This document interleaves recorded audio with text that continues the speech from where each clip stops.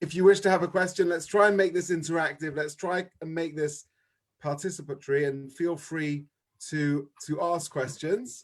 Thanks so much to each and every one of you for coming, and it's a pleasure to see all of you.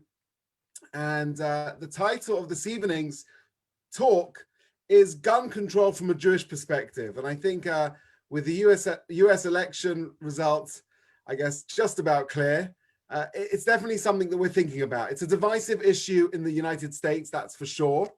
And it's a fascinating issue in halakha, in Jewish law.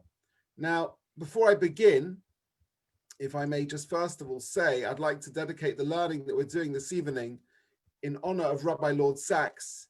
Olav HaShalom. It feels surreal and strange to say those words. Rabbi Lord Sacks is somebody who was a role model to each and every one of us, a real pillar of Anglo-Jewish life. And it's a very, very sad time. You know, it's interesting. This week's Parsha, just before I begin, it's Chayei Sarah, the life of Sarah. And there are two portions in the book of Genesis that have the word life in them. It's Chayei Sarah and Vayechi. Chayei Sarah is about the death of Sarah, and Vayechi is about the death of Jacob and Joseph.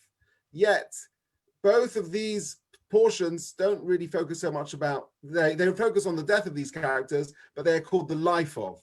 And the Gemara in Tanit says that Yaakov lo met, Jacob never died. In fact, we believe that it's his descendants who continue to walk in his ways and his footsteps who keeps him very much alive. And I think it's the same sentiment with Rabbi Lord Sacks. Please God, we will try and carry that baton of keeping his teachings, his remarkable contribution to the world very much alive. Okay, so with that said, the title this evening, as I mentioned, is about gun control, and we're going to talk about this topic, which it's divisive. You know, for those of you who visited the United States, you drive around America, you drive long enough, and you'll see two bumper car stickers. One car will say, "The only thing that stops a bad guy with a gun is a good guy with a gun." And then you'll drive along a bit further, you'll see another bumper sticker that says, "More guns, more death." And it's really an issue that splits the American people. It divides them. What's the right thing to do? Should one own a gun? Should one not own a gun? It's their Second Amendment right.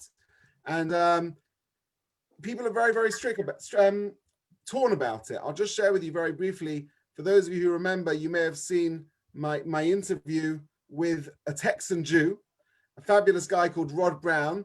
And I'm just going to share with you just 10 seconds of that interview at this point. Have a look at this. You should be able to see this on your screen now.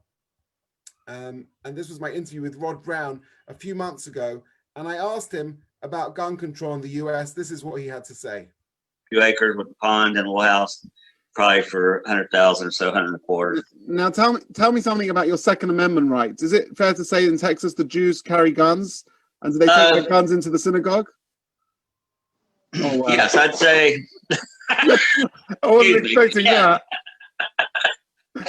Yes, actually, we have a whole kind. So there I was interviewing Rod Brown. I asked him about Americans.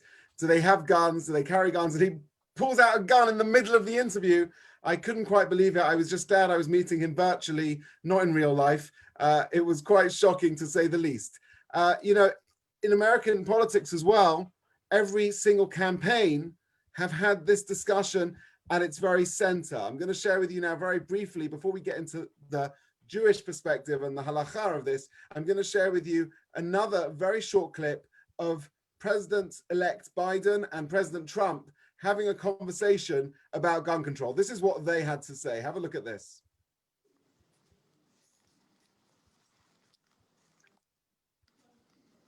It won't stop until we beat the NRA. And it will not stop until we ban killer assault weapons, until we hold gun manufacturers liable. There is a mental illness problem that has to be dealt with. It's not the gun that pulls the trigger. It's the person holding the gun. Any one of you and the people behind me should be able to walk into a court of law and demand that gun manufacturers, with their in court of law, enormous profits, be held accountable for the carnage that they're responsible for inflicting on our society.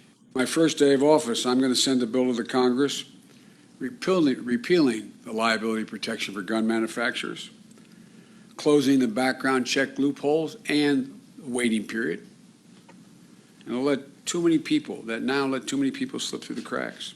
We're looking at background checks, and we're looking at putting everything together in a unified way so that we can have something that's meaningful. At the same time, all of us want to protect our great Second Amendment. We must make sure that those judged to pose a grave risk to public safety do not have access to firearms, and that if they do, those firearms can be taken through rapid due process. That is why I have called for red flag laws, also known as extreme risk protection orders. Okay, so that was the two political candidates talking about the American view of it. It's clearly divisive. It's clearly a fascinating topic and something that people have very strong views on. I'm curious to know, before I kick off and I tell you some of the Jewish parameters, now we look at a few case studies as well, I'm just going to share with you 4 questions that I want to try and talk about this evening. First of all, what's the Jewish view of gun ownership and gun control? Second of all, can a Jewish businessman or woman sell guns? Is that okay to be a manufacturer and a seller of guns? Are you allowed to sell weapons altogether? And what about the IDF? What about Israel? Are you allowed to sell weapons to Israel? What are the parameters of when it's okay and when it's not okay? Now, I'd like to invite you, if you want to raise your hands or just unmute, if you want to share with me what your view is. I'm curious to hear from some of the people who have joined us this evening to make this a little bit more interactive. Anyone want to unmute and share their view?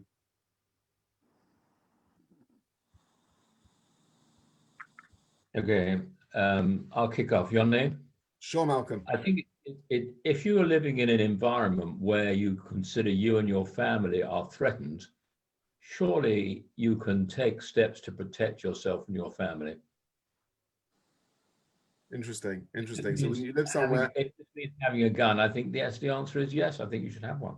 interesting. So I guess in a certain sense, Malcolm's saying it makes a considerable difference where you are. If you live in Manhattan, where there are local law enforcement agencies, that might be different from living on a farm in Texas, where your nearest policeman is 100 miles away. This is an interesting discussion, interesting thing which we'll try and look at. Is there anyone else who would like to vocalize and share their view and participate? Lee and Raymond, I can see Raymond over there. You're muted, Raymond. We can't hear you. Raymond, you're muted. You need to press unmute to be able to tell us. Can you hear me now? Yeah, go for it, Raymond. What do you want to tell us? In Britain, we live perfectly without guns. So the problem is not that we should have guns or not have guns, it's how do you get people who've got guns already to give them away or destroy them. And there lies the problem, not whether they should have guns or not, but whether how to get rid of them. I think it was Barack Obama said that there's enough guns in America for one person and each person in America to own their very own gun. You're absolutely right. That is an intrinsic issue at the center of this whole discussion. How do we deal with disarming people and making sure that the wrong people do not have guns and the right people perhaps do? This is absolutely true. Yeah, there's someone else who wants to. Yes. Hello? Go for it. Yeah. Yes, I think a lot of the issues in the United States in 1791, there's been a legal right to bear arms in the Constitution. And I think a lot of the fact is it's very much enshrined in the soul of American culture. You have the right to bear arms. And there is no adequate licensing system in the United States. If they were to introduce a licensing system, perhaps things would be more acceptable. Fascinating point. Okay, excellent. So we're going to talk about that. Now, before we begin looking at the halakha, I just want to share with you briefly one case study from just a couple of years ago. This was in February 2018 at an American high school. the Stoneman Douglas High School in Florida, in Parkland, Florida. There was a student, a 19-year-old former student who'd been expelled from the school, who returned with a semi-automatic rifle intent on murder. He'd expressed hatred of Jews and other groups on social media. He'd openly called for the murder of Jews, blacks, and immigrants. And as he calmly entered the halls of the former school, carrying a legally purchased high-powered rifle, he flipped the fire alarm, then took aim of the students and teachers who ran into the halls for what they had assumed was a routine fire drill. Within minutes, 17 people lay dead, 16 were injured, some gravely, and many students saw their friends get hit by bullets. Rabbi Shui Biston, the local Chabad rabbi who knew many of the victims, said they all saw their friends being gunned down. It was a horrific, horrific massacre.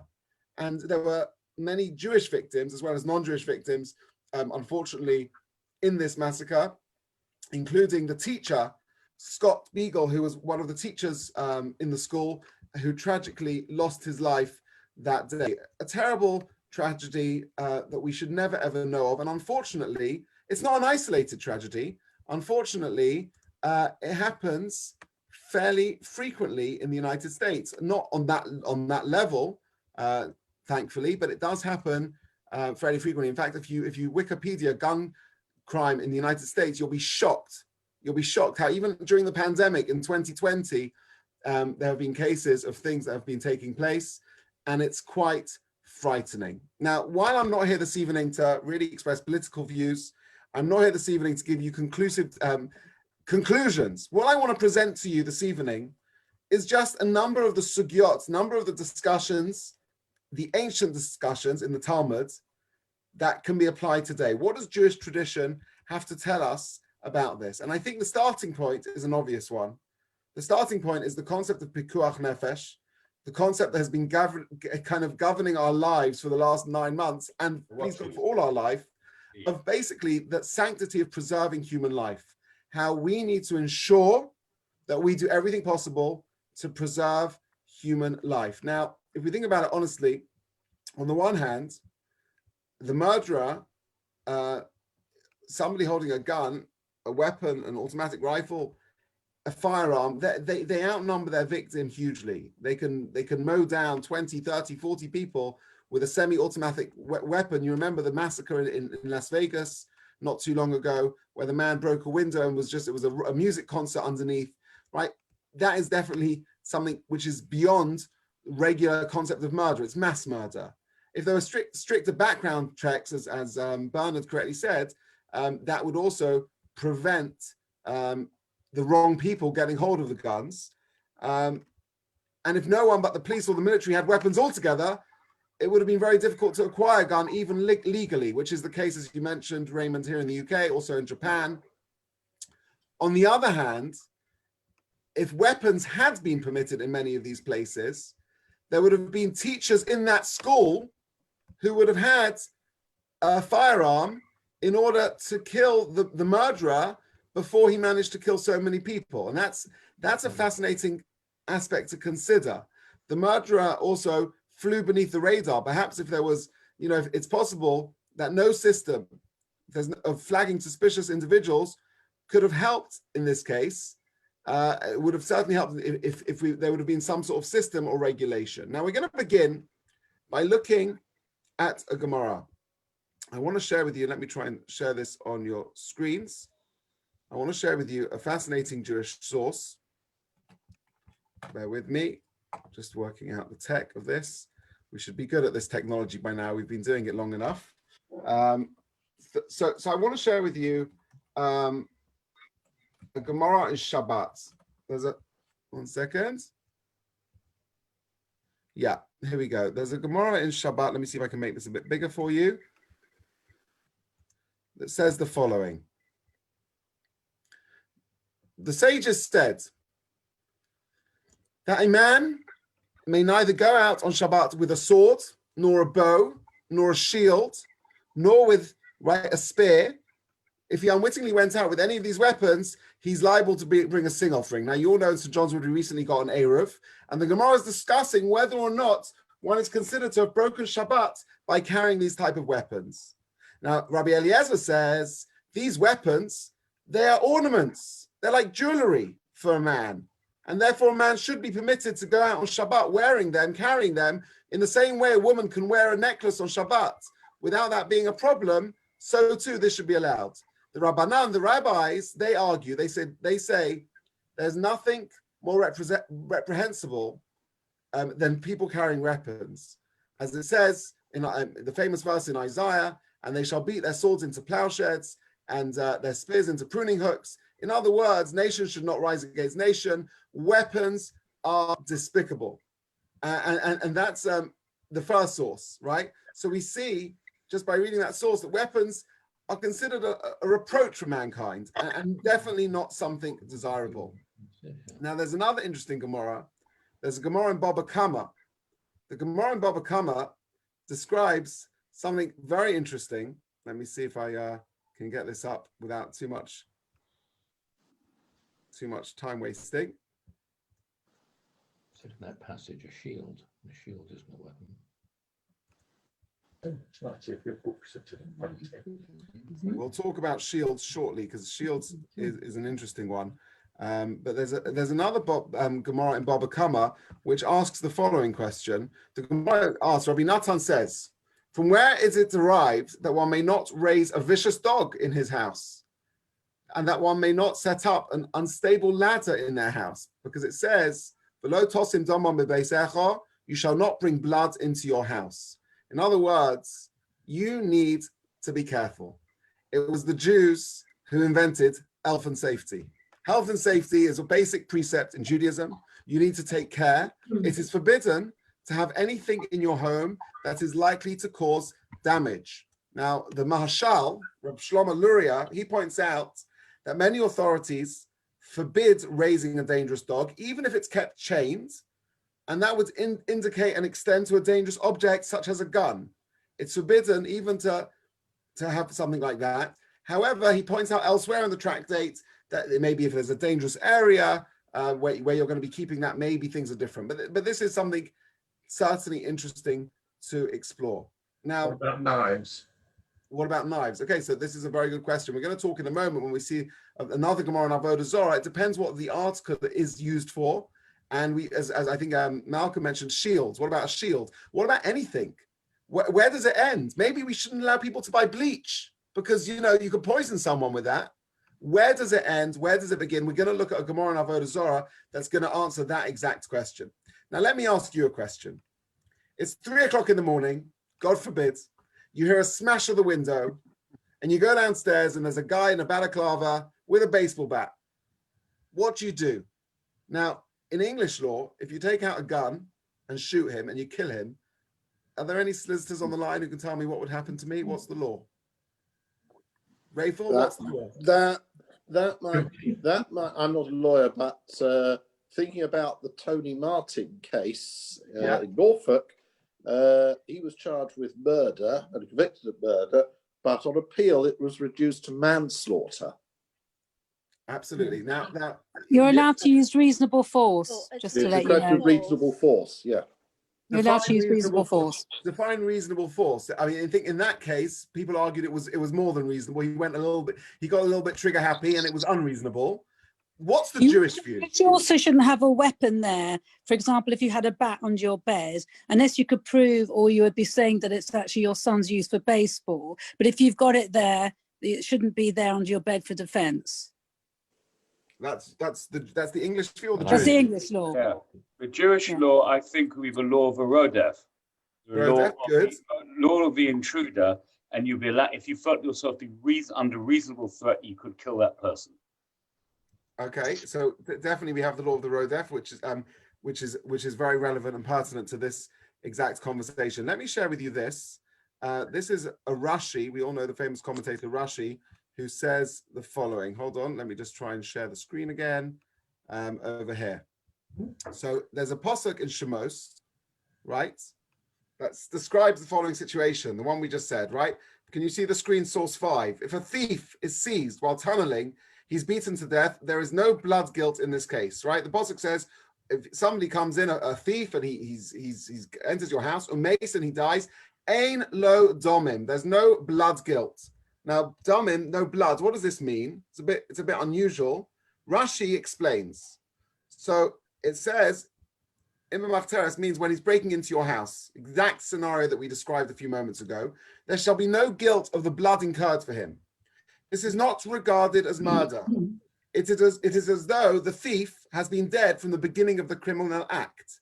In other words, the moment he entered your house, the moment the burglar came with intention of killing you, right, he knew full well that he was taking his own life in his hands. And this is based on a Gemara in Sanhedrin as well.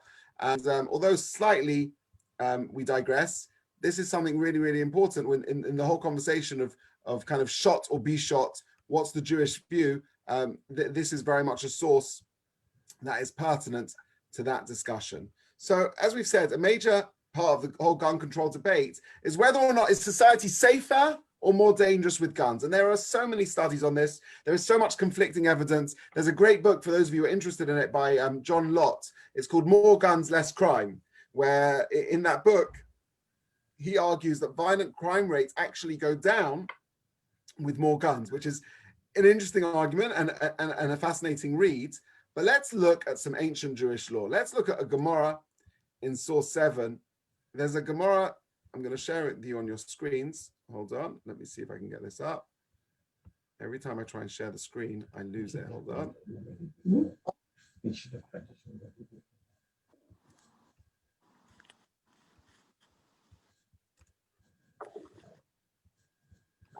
Sorry, I'm having some technical difficulty here getting the screw to the right screen. Okay, so in Source 7 on the sheet, this is a Gemara in Avodah Zarah, a very interesting Gemara. Sorry, it's just gone to Source 8. Okay, the Gemara says the furthermore, it was taught in a brisa. One may not sell weapons to Gentiles or the auxiliary equipment of weapons. One may not sharpen weapons for them. One may not sell them stocks used for fastening the feet of prisoners, nor iron neck chains, nor foot chains. And this applies to both a Gentile and a Samaritan. Now, let's just make this clear before anyone sues me for discrimination. This is talking about Gentiles in biblical times, in Talmudic times. And it's talking about a non-Jew who we are worried is going to use those weapons that we sell to them to harm us. We suspect them of using these weapons against us. And it refers to a Kusi as well, Kuthites, who were the people who lived in biblical Israel, in ancient Israel, descended from the king of Assyria, King Kutha, and they claim to be semi-Jews as well. And what we've established is there's one thing clear from this Gemara. Selling weapons to certain people is problematic. And the Gemara in Source 8, which I'll just read to you, I'm not going to share the screen because it's going to save time. The Gemara goes on and states that it's prohibited to sell to a non-Jew and a Jewish bandit. And the Gemara also adds it's forbidden to sell to somebody who's called a mashmota. What's a mashmota? It's referring to a thief, somebody who stealthily snatches away money. Now you're thinking, a common thief, your Oliver Twist kind of like pickpocket. What's wrong with selling them a gun or a weapon? So the Gemara explains that actually they have a haphazard nature. They have a disregard for the welfare of others. They are somebody who are irresponsible. Selling a gun to anyone who's considered irresponsible is a problem. Now, of all the hundreds of millions of people who live in America, how do you define who is considered responsible, who is considered irresponsible? And the Gemara then goes on to discuss a discussion about shields. What about a shield? Is that okay or that not okay? So the Gemara says, this exact question what I just said about bleach, really, you can convert any tool into a weapon. Anything in your home, when push comes to shove, could be a weapon.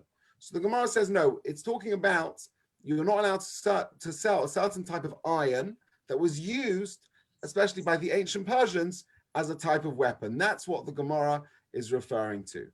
Now, there's another very, very important aspect to this whole discussion that I need to explain and refer to, because really this concept in Judaism underpins a lot of Judaism, and this is the concept of lifnei iver. Let me explain to you. There is a verse in Source 9 you can see on your screens that you should not put a stumbling block.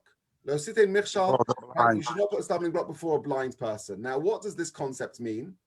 This concept of not putting a stumbling block is very, very simple. I must not do something to you that's going to cause you to sin, right? So for example, the classic example the Talmud gives, you put a cup of wine in front of somebody who's taken an oath never to drink wine, a nozir. Or the Shulchan Aruch describes the case of warning a father not to physically chastise older children because that will entice the child to hit them back, causing that child to be transgressing that biblical prohibition of hitting their father, right? Or the classic modern day example, I never like to post anything on Facebook Friday afternoon, an hour before Shabbat, because inevitably the many hundreds of friends who I have on Shabbat, who are not Shabbat observant, Jewish people, they may well, as a result of something I've posted, go and look at that. But that's a separate discussion over this evening of the parameters of that. There's an interesting discussion about what about Facebook advertising.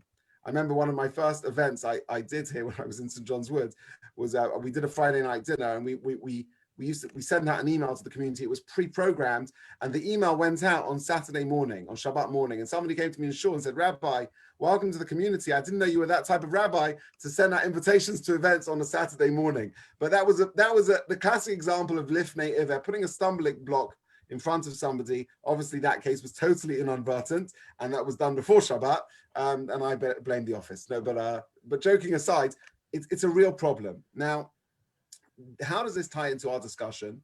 If I go and sell you a gun, and sometime down the line you use that gun to kill someone, I've put a major stumbling block in front of you, and that is something that is major problematic. Now, there are many Jewish commentators who discuss this in reference to gun crime. Well, the commentators talk about weapons in general.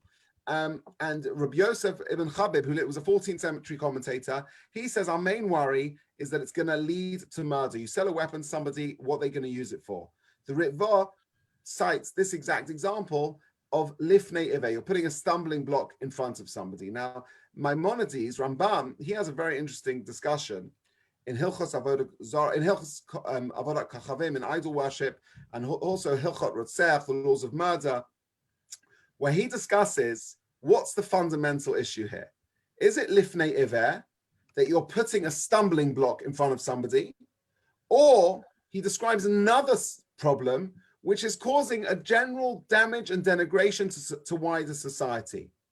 Now, if the prohibition is based on lifnei iver, now, if I don't sell you the gun, you go down the road to the next ranch gun shop and you buy it over there. So maybe that's not a problem.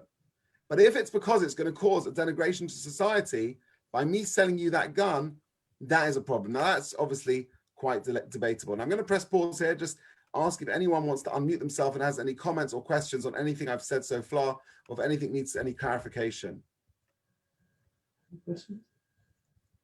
I'm glad to see you're all sleeping soundly. That's perfect. Okay. Great. Okay. Let's talk a little bit more about nowadays. Okay. So how does this prohibition apply to nowadays? You know, these ancient sources, the Gemara in Avodah Zarah, it's talking about pagan times, ancient times. So Rabbi Yoni Golker, who's the Chavas Yair, he lived in the 17th century, which is not such modern day times. But he says, even back then, he says that nowadays, talking in the 17th century, since governments in modern society prosecute and punish murderers, we don't suspect people of just going around to be murderers. We don't suspect non-Jewish people, and therefore it's not such a problem. Now, the Ramah, he writes something interesting. He says that we are no longer concerned that non-Jews are suspects of murder. It's as we said in the Chavas Yair, nowadays we've got justice, we've got court systems, we've got legal processes. So that does not really apply in that same way. And therefore, that is not something that is a concern for us. Now, the Rosh, Rabbeinu Nissim, he lived from 1320 to 1376, a major explainer of Jewish law. And he writes that a bandit who uses a weapon is eventually going to try and kill somebody, even if they don't have a violent past. And therefore, we suspect them of to be a potential murderer. So in other words, anyone who's got a criminal record, you've got to do a background check on. This concept of background crime checks was invented 8 centuries ago by the Run. He describes this idea and something to really to bear in mind and to be careful on. Now, the next question to discuss is, what about if I want to sell you not a gun, but a holster for your gun? In other words, the holster is not going to actually be used to attack somebody, but it's going to certainly make your weapon much more handy. What do you think, Howard? A gun holster, is that all right? No. If Homebody want to come up with a nice gun holster to put on their website. The second you've got a holster, it means you're carrying a gun, and so it encourages other people to have a gun. Yeah. If you walk around without guns, then people are content. But the second they see somebody going around armed, they're going to arm themselves. Yeah, absolutely. And it's actually prohibited to sell somebody a gun holster if that person would fall in the category of criminal, and it would be prohibited to sell them a gun. In other words, if they were a person with a background record, just like you wouldn't be able to sell them a gun, you wouldn't even be able to sell them a gun holster. However, a shield, that's different. Even though a shield could be used to really bang someone hard in the face, it's still not a problem. So that's just something interesting about a gun holster itself. Now, why is it permissible to sell guns to people who protect us? That's an interesting question. What about if I want to sell them to the IDF, the Israeli Defense Force? I want to sell it to somebody who's going to be protecting me. Why is that okay? And the answer is quite simple. The Nemuke Yosef, who was a Spanish Talmudist in the 14th century, he asked this very question. And he says that protectors will certainly protect us. While there is a concern for murderers, but when somebody's going to be using it for defense, that's really going to save life. And therefore, that would be less problematic. Absolutely, absolutely. So that's an interesting discussion in its own right, the way in which they behaved and acted and why and how, but perhaps for a separate evening. Well, that raises also questions about the arms trade generally, say Britain selling to Saudi Arabia or any other country. Absolutely, absolutely. This is a major question. And do they know where they're going and what they're doing? And background checks will certainly need to take place. Now, the Rambam actually goes further. He says you need a formal treaty between your government and another government. So like you said with Saudi Arabia, there needs to be a written contract, according to the Rambam, of showing that there's a formal treaty and it's going to not be used for anything other than peaceful defense, not for anything problematic. So to conclude, I'm going to open up in a few minutes for questions, but just some takeaway from this discussion, from this sugya. It's fascinating to see something that is a contentious issue in the 21st century, in the year 2020, in the political world, and especially in America, is something that has so much wisdom in the Torah, so much, we've only scratched the surface of some of the topics relating to this. And although nowadays there's no animosity between Jews and non-Jews, at least there shouldn't be, that was something that was one of the core issues in ancient times. The real final thoughts I want to share with you is we all stand on the principle of Pikuach Nefesh. We want to try and do everything we can to save life. And we all recognize the difference between, I guess, three kind of final caveats of when it may be okay in Jewish law to sell a gun. I think most poskim would say we shouldn't have guns. Although if you're going to have it for defense or you're going to sell it for defense, you need to try and be real. What type of weapon are you selling? Is it a semi-automatic machine gun? Is that really necessary? Or can it just be a rifle? How are you going to make sure the person you're selling it to doesn't have mental instability? How are you going to make sure the person is not going to use it for detriment? And as we said earlier on, having some sort of technological means, logical ways of checking the person who has it and what they're going to do with it is so important for us all to bear in mind. I think really we pray for that prophecy in Isaiah that day, that they shall no longer, the wolf will live with the lamb, they shall no longer harm or destroy, right? People should put their swords into plowshares, etc., etc. We pray for that day speedily in our times. And I'm now going to open up for some questions. Any questions or comments? And what do you think Biden's going to do? Do you think he's going to make any big changes in the States with gun control? I'm afraid so. I don't like looking at Biden one little bit. He's anti the UK, anti-Israel. He's a left-wing tree hugger.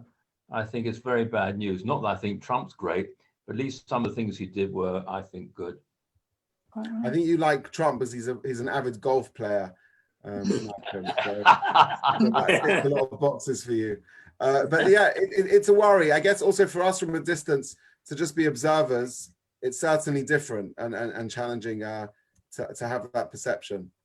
I'm going to actually get. Yoni, what are the gun laws in Israel? So I'll tell you actually a fascinating story about Israel. Israel, you need to have a license, and there's a formal system of license. About 20 years ago, my brother had a very good friend who was head of security on his yeshuv in Israel. Thank you for reminding me, Howard. I wanted to share this story with everyone. And he was head of security, and he's a great guy. He oversaw the yeshuv, and he was a fantastic person. And he was traveling to the States for a wedding. And he was flying through London. His parents lived in London. His brother's daughter was getting married in New York. And he was flying through with a stopover in London. And he was going to stay at my brother for a day or two in London. And he was working so hard the day before his trip. He went to bed very late at night. His flight was very early the next morning. He packed a few things like a kibbutznik in his backpack. He went off to Ben Gurion. He got on the plane. He came to London. When he arrived at Heathrow Airport, he was randomly stopped and searched. And they found in his backpack a gun. He was the head of security on his yeshuv. And for some reason, and by the way, just to mention, this was the pre-9/11 days. I don't think in today's security check you'd get away with it, the pre-9/11 days. Somehow he'd forgotten about the gun. Somehow he got through the security at Ben Gurion. He got on the plane. He was arrested. And what endured was, first of all, he didn't make his niece's wedding. He was held in London. There was a long court case. He actually, thankfully, won the court case. There was character witnesses, and it was clear that it was a mistake. He described to my brother on the date of that final court hearing, where there was a possibility he could have even gone to prison for having done this. You know, he said, I wish on Rosh Hashanah, when we stand before God on the day of judgment, I wish I would have 1% of the fear and anxiety that I feel right now.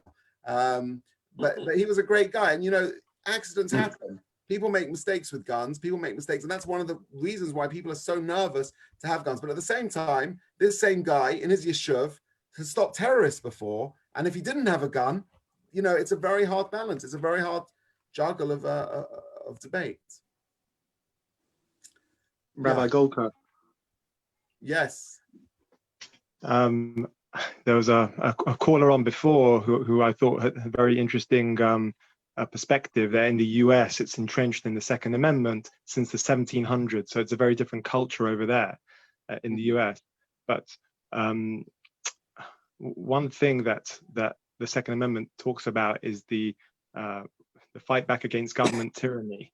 That's the reason for the Second Amendment there, that it's really to arm citizens in the event of a government tyranny. And a lot of people have argued that, you know, unfortunately, a lot of our parents and ancestors are ashes in Germany right now because there was a disarmament in the 1930s where the Nazi party, or before in the rise to the Nazi party, they disarmed a lot of the German citizens who had firearms. And there was no way for the Jews to fight back. If they had guns, handguns, whatever it was, weapons to defend themselves, history could have looked a lot different. But yeah, the Second Amendment is deeply entrenched in American society and culture. Sure, absolutely. And, you know, the famous stories of the Warsaw Ghetto Uprising, where they managed to withhold the Nazis longer than the entire Polish army did, because they had weapons. And yeah, absolutely. And please God, we pray for peace. We pray that no one will ever need guns, and we should live in peaceful times. And, you know, I watched this amazing interview with a rabbi in America who spoke about Biden winning, not Trump winning. We're not going to get political. Everyone has different views, different perspectives. But the one thing that we can all share in common is Hashem runs the world. The Almighty runs the world. There's a plan. We don't know what the plan is. We don't know why this one's the leader, that one's the leader. But we need to have emunah that there is a plan. And please God, we should merit to only have great decisions made by all of our leaders. And I thank you all so much for joining. Very excited to say that my new interview series is going to be launching tomorrow. I'll be sending a trailer to that in the morning. Also to remind you, we have Shachrit at 8 a.m. Howard Calvert, 7:45 a.m. Howard Calvert's there every morning, strapped up in his tefillin. So if you want to ask him any questions about how fantastic that is to start your day, Deanne and Malcolm, you're invited back. I know you came last lockdown. 7:45 in the morning. You're all invited to start your day with a bit of tefillah. And I wish you all a good evening. Thanks so much for joining us. Thank you. Thank you. Thank you. Thank you. Thank you. Thank you.